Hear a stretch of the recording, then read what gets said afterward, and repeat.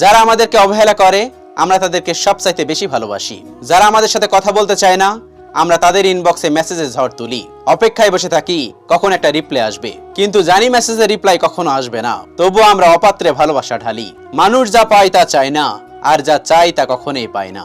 আসলে দুনিয়ার নিয়মটাই এমনই। এই যে আকাশ থেকে আমাদের দূরত্ব যোজন যোজন মাইল, তবুও আমরা ভালোবেসে আকাশকেই ছুতে চাই। অথচ কেউ মাটি ভালোবাসে না, ধুলো মাইলা ভেবে ঝেড়ে দূর করে দেয়। নিজেকে এতটা সস্তা করা উচিত নয়। যারা আমাদের ইগনোর করে তাদেরকেও আমাদের ইগনোর করা উচিত, কারণ দিন শেষে আর কিছু না থাকলেও আত্মসম্মানটাই নিজের হয়ে থাকবে। যাদের কাছে আমাদের গুরুত্ব আছে তাদের আপন করে নেওয়া উচিত।